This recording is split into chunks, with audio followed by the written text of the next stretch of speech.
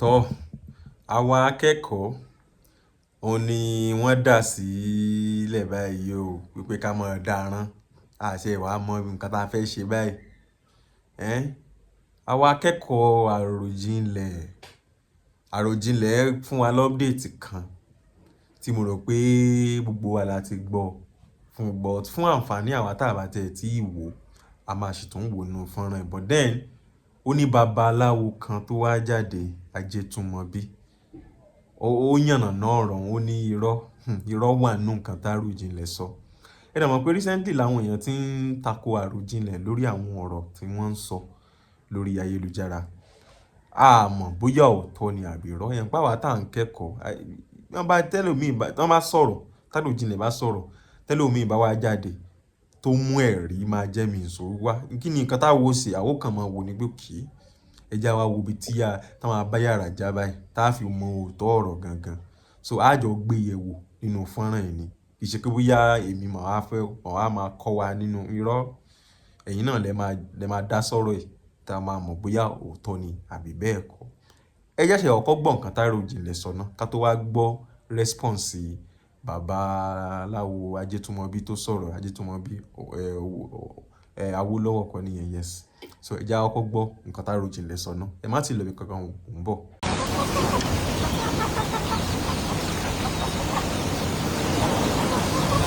ẹ kú déédéé wòye ẹ̀yin tèmi jẹ́jẹ́ mọ̀ pé nínú ọ̀pọ̀lọpọ̀ ẹranko ilé tá à ń sìn nílé méjì péré ni mo lè sọ pé ó jẹ́ èyí tó jẹ́ ẹranko ilẹ̀ wa tó jẹ́ pé láti inú igbó wa láti sọ di ẹran ilé ọ̀pọ̀lọpọ̀ àwọn tó kù láti ilẹ̀ òkèèrè ni wọ́n ti wá kò ń ṣe pé àwa la ni wọ́n ti sọ wọ́n dẹran ilé ká tó ṣẹ̀ wá dá àwọn bó tiẹ̀ jẹ́ pé 100 ọdún ti gbé 100 ọdún kan sẹ́yìn fún bí àpẹẹrẹ àwa kọ́ la ni pẹ́pẹ́yẹ ilé tá à ń sìn gangan muscovy duck tẹ́ ń wò yìí ilẹ̀ Amẹ́ríkà ló ní àwa kọ́ la ni tòlótòló ilẹ̀ Amẹ́ríkà ló ní àwa kọ́ la ni chicken àwa kọ́ la ni ewúrẹ́ àgùntàn ọ̀pọ̀lọpọ̀ wọn ń ṣá ajá àwa kọ́ la ní ṣùgbọ́n àwa náà ti ṣe ẹ̀dá ọwọ́ tiwa látara àwọn èyí tá a gbà débi wípé èyí tá a ní níbi yóò ti yàtọ̀ sí àwọn tọ̀dọ̀ àwọn òyìnbó ṣùgbọ́n ẹranko méjì tó jẹ́ pé a mú láti inú igbó wa tí ó sì dẹran lé àkọ́kọ́ ni awó òun ẹtù ẹlẹ́ẹ̀kejì ni ọ̀yà àwọn ọ̀pọ̀lọpọ̀ àwọn onímọ̀ àti aṣèwádìí wọ́n ṣiṣẹ́ lọ́wọ́ láti rí wípé a sọ àwọn míì náà di ẹran lé láti inú igbó lórí fọ́nrán tí mo ṣe lánàá kẹ́mi gan kí n tó post ẹ̀ mo ti mọ̀ pé àwọn èèyàn kan ó bú mi àwọn kan ó ṣe pè fún mi àwọn kan ó sì drag mi àwọn kan ó sì set agenda so èmi fúnra mi ti prepare kí n tó ṣe fọ́nrán yẹn kíní kan tí mo fẹ́ sọ ni pé ṣe rí gẹ́gẹ́ bí ẹni tó nífẹ̀ẹ́ sí ìmọ̀ tẹ́ ẹ bá fẹ́ káwọn èèyàn rí yín gẹ́gẹ́ bí onímọ̀ tí wọ́n bá sọ ọ̀rọ̀ kan nípa ìwádìí kan ohun tó yẹ kẹ́ ẹ kọ́kọ́ ṣe ni pé kẹ́ ẹ lọ ṣiṣẹ́ ìwádìí nípa ẹ̀ tó bá wá rí bẹ́ẹ̀ kẹ́ ẹ fi sílẹ̀ tí ò bá rí bẹ́ẹ̀ àwọn nǹkan tẹ̀yìn rí yẹn kẹ́ ẹ wá fi takò tòyún tó gbé èèyàn jáde gẹ́gẹ́ bí onímọ̀ nìyẹn wọ́n máa wò yín bí aláàbọ̀ làákàyè tó bá jẹ́ pé gbogbo ìgbà téèyàn bá sọ̀rọ̀ èébú àtìpẹ̀lẹ̀ fi ń kó lójú instead kẹ́ ẹ fi ẹ̀rí takò àwọn ẹni lọ́gbọ̀n yìí ṣe bẹ́ẹ̀ so general advice nìyẹn ẹ wá jẹ́ ká lọ sí in táwọn èèyàn takò jù bóyá màá máa mú àwọn ẹranko yẹn ní kọ̀ọ̀kan ní fídíò yìí ló lè ní part 2 part 3 torí màá sì ṣe part tó jẹ́ pé màá sì ṣe àkójọpọ̀ àwọn nǹkan tí mo kọ́ mo ti fix meeting pẹ̀lú àwọn babaláwo mi àwọn olúwo tí mo máa ń ṣèwádìí lọ́dọ̀ wọn so that a máa lè mú ifá wọ kínní torí nǹkan tí ọ̀pọ̀lọpọ̀ fi gbẹ́rù gbọ́nrín lánàá ni pé àwọn ẹranko yìí wà nù fánà wọn kí ló dé tó ń sọ pé àwa kọ́ la sọ ọ́ dẹranko lé now nǹkan alákọ̀ọ́kọ́ tí mo fẹ́ ká mọ̀ rèé gbogbo ẹranko lé tẹ́ ẹ rí lónìí láti inú igbó ni wọ́n ti sọ ọ́ dẹranko lé o gbogbo ẹranko ilé tẹ́ rí lónìí kò sí ẹranko ilé tó bẹ̀rẹ̀ pẹ̀lú ẹranko ilé látàyè gbọ́hùn ẹgbẹgbẹ̀rún ọdún sẹ́yìn àwọn èèyàn ni wọ́n bẹ̀rẹ̀ sí ní tù tí wọ́n fi mú ẹranko ilé jáde látara àwọn ẹranko inú igbó náà ajá tá a wá ń sọ yìí ìwádìí fi hàn àkọsílẹ̀ ó fi hàn pé ní nǹkan bí ẹgbẹ̀rún ọdún 5 ó lé díẹ̀ sẹ́yìn ni wọ́n ti mú ajá àwọn Asians náà ti mú ajá délẹ̀ wa nípa òwò kò ṣe eléyìí ṣe ìmúnilẹ́rú nípa òwò. Mo sọ kí ni ẹni live video lánàá ẹnìkan sọ pé Nàìjíríà ò tí exist torí mo ní pé kán tó bí Jésù about 3,000 years before Jésù. Ẹni wá ní ṣé Nàìjíríà ti wà ní kò ń ṣe Nàìjíríà as a country but ibi ilẹ̀ Yorùbá ilẹ̀ Ìgbò ilẹ̀ Haúsá tó ti yé yín àwọn èèyàn ṣẹ́rí gbogbogbà àwọn ìtàn tẹ́ kànú Bible Quran yẹn gbogbogbà tí wọ́n ń ṣẹlẹ̀ àwọn èèyàn ń gbé bí náà kì í ṣe bẹ̀ nìkan nílé ayé. Our people have been existing way before them. Before then. Now, ajá ó wá látara àwọn grey wolves, àwọn ẹ̀yà ìpọ̀nrín ajá lèmi ń pè wọ́n. Àwọn grey wolves yìí ibo láti lè rí wọn?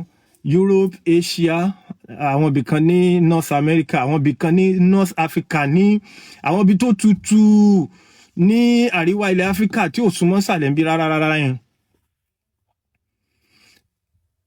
Tí a bá wò pé rárá o ajá tiwa tilẹ̀ wa ni ṣe rí gbogbo ẹranko ilé tí wọ́n bá ti sọ di ẹranko ilé lè trace ẹ̀ wọnú igbó níbi tí wọ́n ti sọ di you be able to trace it wọnú igbó pé okay ó sì lè ní ìbálòpọ̀ pẹ̀lú tinúgbó yẹn kó sì dọmọ torí same species ni wọ́n kàn sọ di tilé ni.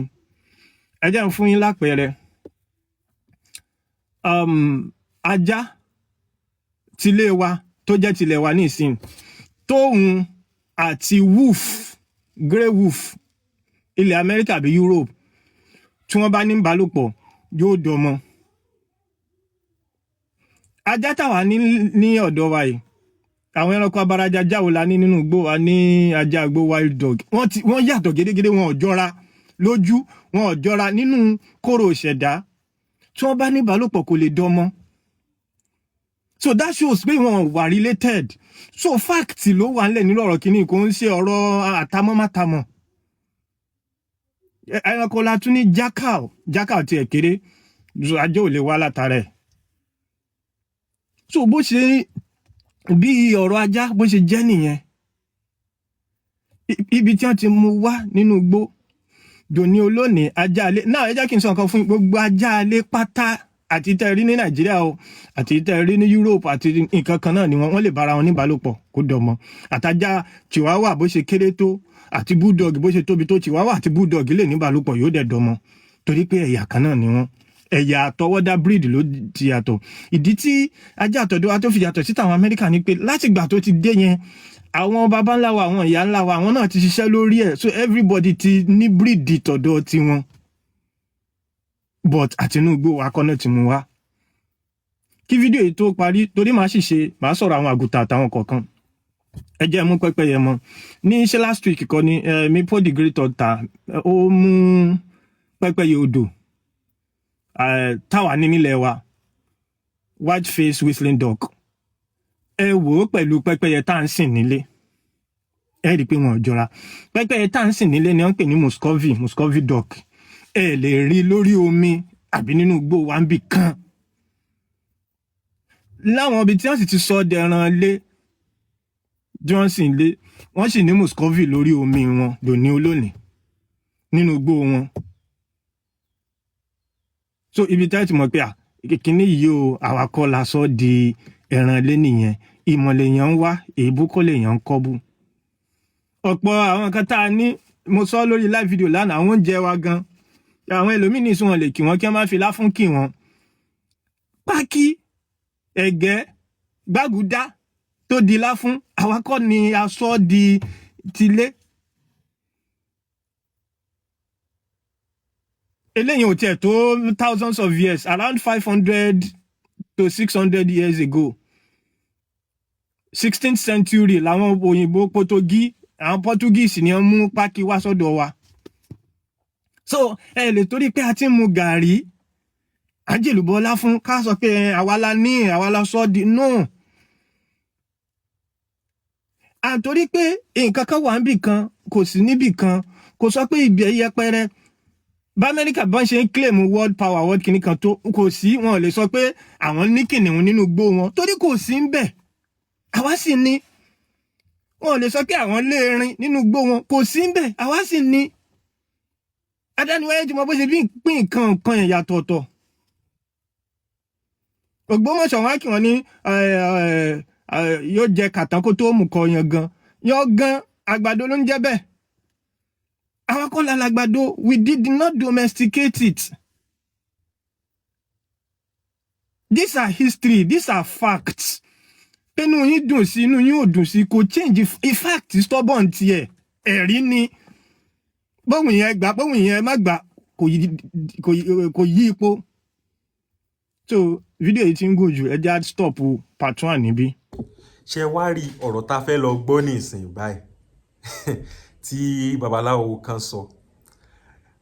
Àròjinlẹ̀ tó wá ti wá reply. Ó ti fèsì ọ̀rọ̀ babaláwo. So ẹ má jà rush lọ síbi kankan. A ọ̀kọ́ gbọ́ nǹkan tí babaláwo ń sọ náà. A dẹ̀ tún wá gbọ́ nǹkan táwọn míì náà sọ. Àwọn fans kọ̀ọ̀kan sọ. In fact, wọ́n sọ̀rọ̀ sí Àròjinlẹ̀ gidi kan. Wọ́n sọ̀rọ̀ sí Àròjinlẹ̀. And thankfully that Àròjinlẹ̀ gan ti mọ̀ pé wọ́n sọ̀rọ̀ sóhun. Wọ́n sọ̀rọ̀ sí Àròjinlẹ̀. But then ẹja farabalẹ̀ nítorí Àròjinlẹ̀ pàpà fèsì. So ẹja kákan ọ̀kọ́ gbọ́ update náà lórí nǹkan tí babaláwo sọ. Then a máa gbọ́ nǹkan tí Àròjinlẹ̀ sọ. Màá kà fún wa bí bẹ́ẹ̀ ṣe ń wò lórí screen yẹn. Babaláwo yẹn sọ, ó ní pé Baba Arojinle, I am highly disappointed that a well-knowledgeable Yoruba person like you would open his mouth and said Pepe Yaja Awetu are not native of our land. I think you need to start consulting with well-informed Babalawo who is versed in Oduifa before following what you read or use AI to research. You got this totally wrong, because Ifa spoke about these animals. If we do not have them, Ifa would not have spoken about them. Aja, dog, and Ogun did hunting together in the ancient period. He was the one who domesticated dog from the wild. This is shocking to hear such from you that we do not have Aja. Though ó shock me náà gbà tẹ́mi náà gbọ́rọ̀ yẹn pé a ní Aja. Azao now, but then ẹja máa continue. Ogongo Babeye was mentioned in Ifa, but how many of them do you see in our lands today? In the next 50 to 100 years, when we have gone, the coming generation may not know we have Ogongo, but lack of preservation affected them. They are rearing them as pets in China and other countries. Please do not rely on AI for your works. This is not a good one at all. Guinea fowl, Awo, and Etu are native of our land too. But AI would mislead you if you rely on AI without proper research. If we do not have them, we won't have names of them. Pepeye dog is not only limited to Muscovy dog. Also, these dogs were domesticated in Peru, Paraguay, Mexico, and other regions in South America. But science confirmed Asian and Eurasian people came from the first phase out of African movement about 60,000 to 70,000 years ago. Do you know how many animals had migrated out of Africa? Absolutely no. So you think because you hear Muscovy dog as domesticated one, there is no wild Muscovy dog as well, which are not called Muscovy? You spoke as if there were no dogs in our land at all. This is incorrect. It is false narrative to say we do not have goats, dogs in our land before. This is false and misleading. Ẹ máa bá wa ṣe opinion yín bẹ́ẹ̀ ṣe ń gbọ́rọ̀ tí mò ń ṣe yìí o, ẹ jọ̀ọ́, àti ọ̀rọ̀ tí babaláwo yìí sọ. Oduifa documented wild goats, wild ram, wild dog, hardback, pouch giants, rats, leopard, and many animals. In fact, Wild cows like Oroch originated from Africa before these modern cows came to Africa. They were popular in India before Eurasia. Oh, this person is a certified researcher too. They were popular in northern Africa. Lions are not many in our land like ancient period due to the lack of preservation. Even elephant too, including leopards and other wild animals. Tanzania can boast of the highest number of lions today because they were not hunted down like they did in our land. So, does that mean we do not have lions? Capital no. Okay. Chimpanzees are close to extinction in our land now, but they are plenty in the Democratic Republic of Congo, Gabon, and Cameroon. Awo etu, guinea fowl, are native to our land, but I guess you are following AI to say that they are not native of our land. This is a false narrative you shared here. Please make sure you correct this error because you are misleading so many people. I was shocked to hear such from you. Why do you think we say agbaletu? Esi ẹlẹ́dẹ̀ igbó àbí esi ẹlẹ́dẹ̀ I don't know, sorry, correct me. Wild boar are native to our land before the bush pigs were domesticated in northern Africa and Eurasia. The fact that we have domesticated pig imported from other regions does not mean that we do not have wild pig in our land. So I do not really get why you would say we do not have them in our land. With all the species of wild pigs in Africa called wild boars, you can affirm that these animals are native to our land in the ancient period, but the wild pigs which are native to our land are different from the ones in Europe. It is incorrect to claim that we do not have them in in our wild or in out wild. I don't understand where any mistake in typo error, but different species may have been introduced to us. That does not mean that we do not have them. Our ancestors documented these animals, but we became lazy to study Ifa where we can find them. Some of us have been studying Ifa for deep knowledge as Babalawo, who is more knowledgeable than a professor when it comes to natural science and discoveries of the ancient period. Now, please check this old Ifa on animals. Lion, kìnìún, ogbe ọ̀yẹ̀kú. Elephant, erin, èjì ogbè. Buffalo, ẹfọ̀n, èjì ogbè. Wild cow, erinlẹ̀, èjì ogbè. Deer, àgbọ̀nrín, èjì ogbè. Eléyìí wọ́n ní pé aardvark, afẹ́rẹ́bójò, ẹ má bínú ẹ correct mi. Ògùndá ọ̀sà, Gabon viper, ọ̀kà àbí ọ̀ká dẹ̀ ni. Remi, ọ̀ká, yeah. That is ọ̀bàrà ìrẹ̀tẹ̀. Rock python, ọ̀bàrà ìrẹ̀tẹ̀. E-goat, itú, remi, òbúkọ. N ò sọ bí tó yẹn wà nínú Ifá. Gorilla, ìnàkí, wọ́n ní èjì ogbè.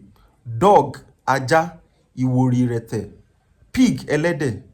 Ìrosùn méjì, ẹ má bínú tí n bá get it wrong. Ẹtù, adìyẹ, ẹyẹlé, and many more are in Ifa. Please do not allow AI to mislead you because you will mislead so many people too. Our ancestors worked hard to document all this knowledge, but we refuse to learn our own knowledge first before foreign knowledge. Information is power. We can learn from foreign knowledge, but we must not ignore our ancient knowledge. You did not do enough research on these animals before talking about them, but you could have consulted a well-informed Babalawo who is researching Ifa like me to confirm what our ancestors recorded on these animals in Ifa, as you have no knowledge of Ifa. Please let us avoid downgrading our land as if we have no traditional scholars. We are not ignorant.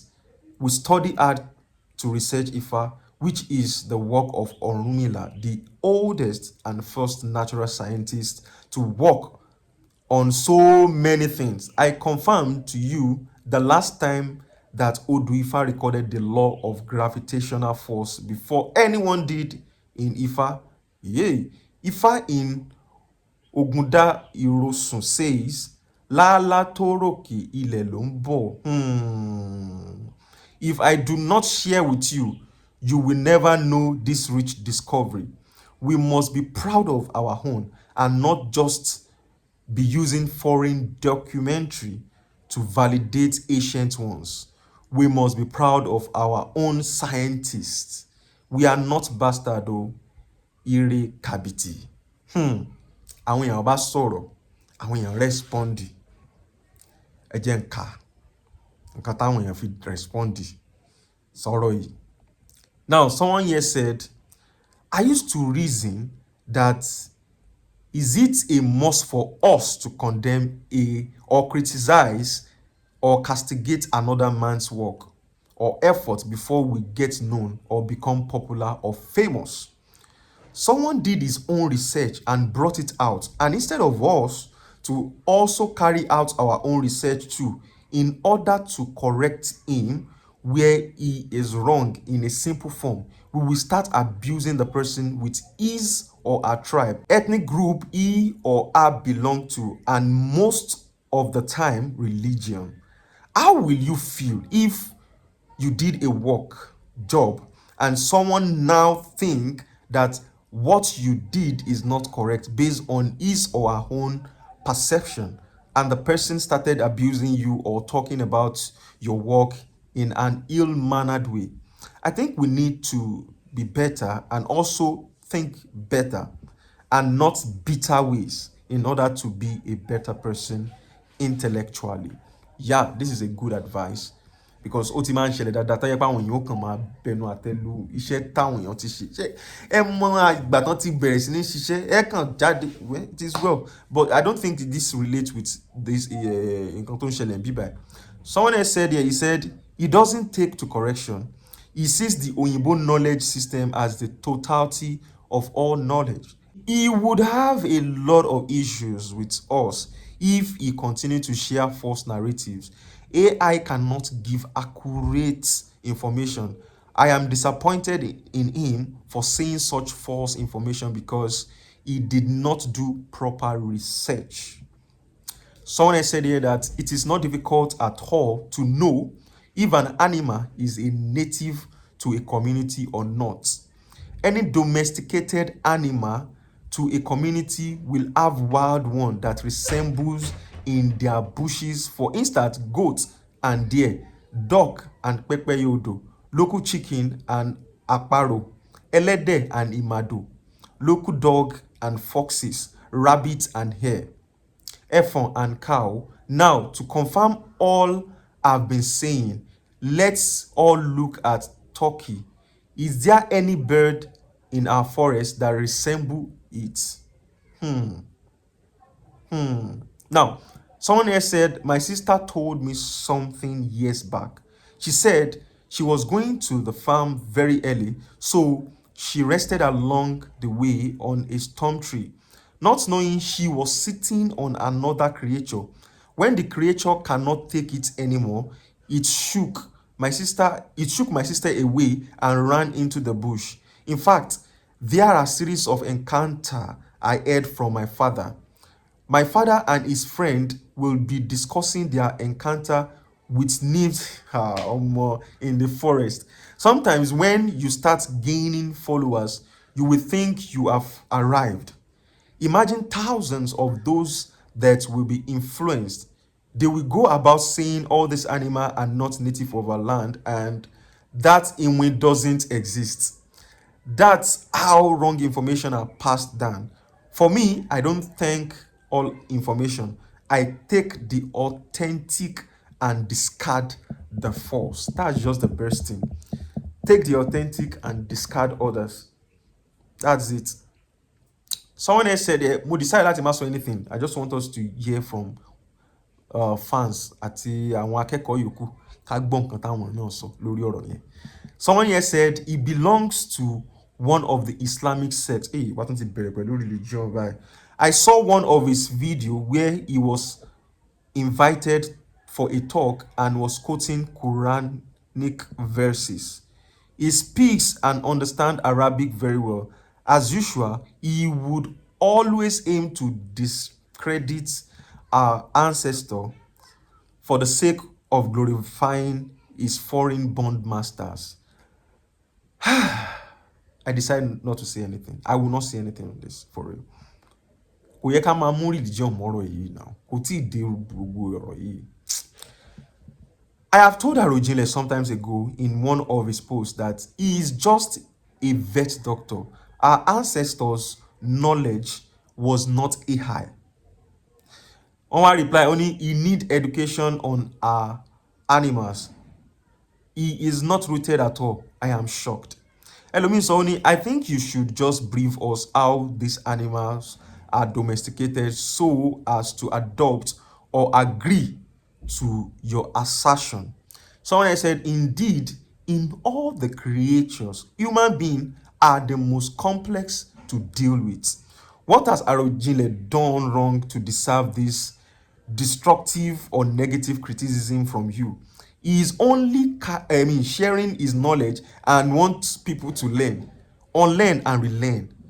If there is anything you want us to know apart from what Arojinle is teaching us, your platform is enough to keep us informed and educated without insulting or pulling others down to gain social media validation.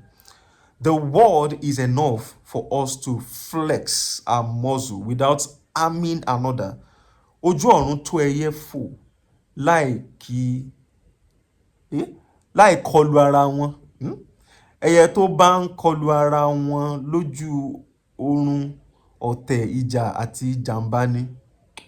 What do you think about that? Wait, we are talking about knowledge here. If science talk about something, scientifically, they will bring proof. Let's work with proof. We are in modern era. This post might not necessarily be necessary. Why not meet up with him and give us the best? Relax, man. Arojinle is trying his best. Of course, Arojinle be your duty to one. Actually, but I decided not to say anything. So I can't make bongo táwọn èèyàn sọ.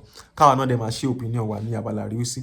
Someone else said here that it be like say wọ́n ti sàsí Arojinle. Oh my God. In that he claimed not existing. The USA are ready to release a blockbuster of Inwi. Unidentifying flying objects file of it soon, which many Ojogbon claim it will change our mindset about religion. Exactly. Science in Yoruba attested to it. Why not Arojinle? That's true. What I video here. You now reply here, and here I laugh because he is not doing proper research enough. He is not learning from others like science in Yoruba. He would miss the road with such attitude. Someone else said, can science prove Imiri? Can science prove Magun? Let science come and prove village people that can hold a cobra, snake, or scorpion, and it will not bite them with their charm. Next person said, for me, I totally agree with Arojinle. This is not about emotion. This is about fact. Of course, Arojinle can make mistakes at times. But when you present your argument with scientific evidences and clear logic, other than history which lack empirical evidences that may be difficult for many to go with. Thanks. The day he said nothing like Egberi, that is the last time I followed this page. You mean it? I am not a small boy, but things our eyes have seen, he plenty, only Gen Z will believe in. The fact that Oduifa mentions something does not make the thing to be native of Yoruba land or Africa as a whole. I learned that there are Odufa that mention Jesus Christ, Christianity and Prophet Muhammad, Islam or Esin Imole. If that is true, aren't these religious foreign to our land? How did they enter the verses of Ifa? It means Ifa is being updated from time to time. Very soon, verses on Google and AI may be added. Yoruba Ronu.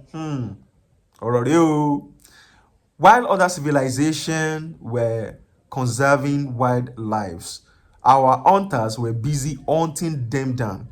When they fished, sending all the wildlife into extinction, then a modern day historian will change narratives. All information regarding Yoruba land beliefs, history, culture, etc. resides in the Yoruba AI called Ifa. Let the proud of our culture. Let's be proud. Let's be proud. We are the roots. Let's lay more emphasis on African history. If you know your source, you get it right. Now, as a student of history, so many animals and food came to Africa through the transatlantic and trans-Sahara slave trade, like cassava, corn, plantain, even the palm. What Arojinle is saying is the fact. Please make your own research before you start insulting him.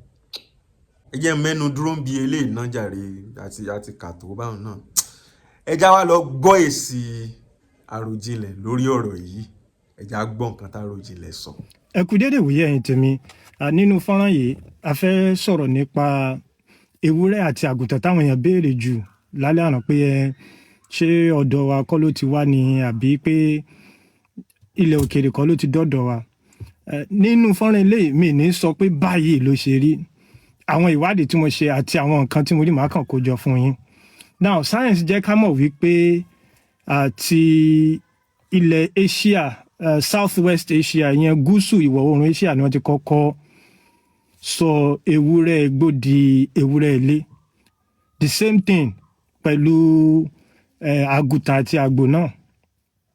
Kódà bó ti jẹ́ pé àgùntàn àti àgbò igbó ó wà láwọn ibìkan nílẹ̀ Amẹ́ríkà, ìwádìí fi hàn pé ti ilé yẹn kọ́ Amẹ́ríkà kọ́ ni wọ́n ti sọ pé ti àwọn bíi ṣáìdì Iran nìyẹn wọ àwọn North Africa tẹ́ bá dé àwọn orílẹ̀-èdè bíi Turkey, wọ́n ní ibẹ̀ ni wọ́n ti kọ́kọ́ sọ ewúrẹ́ igbó náà ti domesticate. When this happened around 10,000 to 12,000 years ago, pé láti ibẹ̀ ló sì ti dé ọ̀pọ̀lọpọ̀ orílẹ̀-èdè àgbáyé, tọ̀dọ̀ wa náà wà níbẹ̀. Now tẹ́ ẹ bá sì dé inú igbó àwọn ibi tá à ń sọ ní ìsìn, ẹ sì máa rí ewúrẹ́ igbó gẹ́gẹ́ bẹ́ẹ̀ tí ń rí ní inú fọ́nrán yìí. Ẹ sì rí i pé wọ́n sì ní ewúrẹ́ igbó wọn tó yàtọ̀ sí tilé tẹ́ máa rí pé òkè wọ́n domesticate tilé látara eléyìí ni. Ẹ sì rí àgùntàn igbó, ẹ sì rí àgbò igbó lórí òkè, ẹ sì rí wọn gẹ́gẹ́ bẹ́ẹ̀ ṣe ń rí nínú fọ́nrán yìí. So they still have it there. Èmi wá wò pé òkè lọ́dọ̀ tiwa gẹ́gẹ́ bí ọmọ Yorùbá tí n bá sọ pé rárá àwa la dátọ̀dọ̀ wa ni. Mi ò rí ewúrẹ́ igbó rí lọ́dọ̀ wa, mi ò rí àgùntàn igbó rí lọ́dọ̀ wa. Then bóyá nínú ìjálá ọdẹ àbí nínú ìwé ìtàn àbí kinní kan lè gbọ́ pé ọdẹ regbó, ọdẹ pe ewúrẹ́ àbí ọdẹ regbó, ọdẹ pàgùtàn. So ìdí tí mo fi fẹ́ faramọ́ version science nìyẹn, because that one it deals with evidence with the one kan tó available. But then based on nǹkan táwọn èèyàn sọ lánàá pé no Ifá, so mo consult àwọn Babalawo. Ọ̀nà méjì ni wọ́n pín sí èrò wọn. Èrò alákọ̀ọ́kọ́ wọ́n ní pé láíláí pé bí Ifá ṣe sọ ló ṣe rí, pàápàá jùlọ wọ́n tiẹ̀ ní lórí ti ajá yẹn páwọn tiẹ̀ lè gbà. Mo ní bọ̀ kò sí ajá ní ajá agbó tó bá ajá ilé wa mu.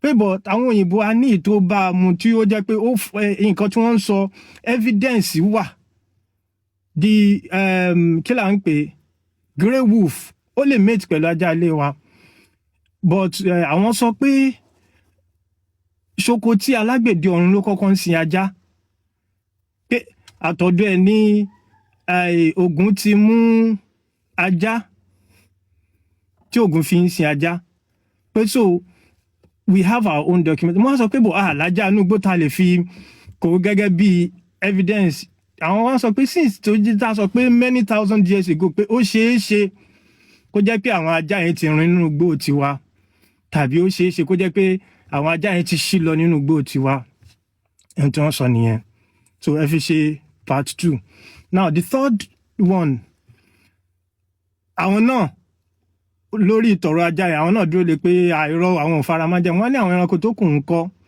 wọ́n wá ní pé well pé ó ṣeé ṣe ẹ fàlàsí pé ó ṣeé ṣe wípé torí ẹjẹ kan lára àwọn kan tó kọ wọ́n ní nínú ògbè àtẹ̀ pé àwọn ògbè kan wà àwọn ẹsẹ̀ Ifá kan wà tí Ifá ti acknowledge pé ààrẹ àwọn nǹkan mèremère gbà lọ́wọ́ òyìnbó pé ó ṣeé ṣe kó jẹ́ pé ẹranko yẹn fàlàsí pé ó ṣeé ṣe wọ́n ní ògbè àtẹ̀ bá ń gbọ́ lọ́kọ̀ mi òtùkọ̀ ọkọ̀ rere ni ó tù wá fún mi wọ́n ní ọkọ̀ kílò ìbò ń túbọ̀ lọ́nà wọ́n lọ́kọ̀ ohun mèremère Ọ̀rúnmìlà ní kán máa mú bọ̀ wá wọ́n tún ní nínú ọ̀kànràn ìrosùn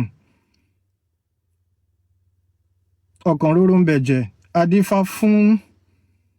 adífá fáyílówú tí ń ṣọ̀rẹ́ òyìnbó ẹbọláwú ni kò ṣe so wọ́n ní pé ayílówú yẹn pé èèyàn ni pé he was in business with òyìnbó pé òyìnbó wá kí òyìnbó gbé ọkọ̀ ojú omi ńlá wá ó dẹ̀ ṣe òyìnbó yẹn lálejò àná pé òyìnbó yẹn ò tiẹ̀ dágbére tó fi lọ wà nígbà tó máa lọ wọ́n rí ohun mèremère that since we were not there tí èdè pa wà níbẹ̀ tí wọ́n dẹ̀ sọ pé nǹkan tó wà nínú mèremère pé ó possible kó jẹ́ pé physical thing ó dẹ̀ lè jẹ́ possible kó jẹ́ pé lára some of these domesticated animal wọ́n nínú ogbè bàrà náà pé ó sọ̀rọ̀ adéáfóyìnbó ọmọ agbágbàlagbà ọmọ agbórí omi ṣeun rebuttal so to cut the long story short àwọn sọ pé ó possible kó jẹ́ some of these animals pé a rí ìgbà lọ́tọ̀ láti ọ̀dọ̀ àwọn òyìnbó túlì pé wọ́n ní pé Ifá is not static Ifá is continuous pé Ifá ń document pé kò kàn ṣe pé ẹ̀ẹ̀kan ṣo náà so àwọn àkójọpọ̀ nǹkan tí mo rí lára ìwádìí mi nìyẹn ó kù sí yín lọ́wọ́ ohun tẹ́yin rò ẹ ṣeun. it is well kọ́lọ́n ṣàánú àwọn èèyàn ti sọ̀rọ̀ tó pọ̀ kí lẹ́yìn náà lérò kí lẹ rí lórí ọ̀rọ̀ yìí kí lẹ rí lórí ọ̀rọ̀ yìí ṣé nǹkan ọ̀rọ̀ tá Arojinle sọ kò correct àbí kí lẹ rí sọ mo rò pé tí ń bá mi subscribe bọ̀ láti gbàjẹ́ tí ń wo fọ́nrán yìí rí láàmà rí àní rí ìbànújẹ́ mo kàn ní kí n sáré fún yín lọ́pdéètì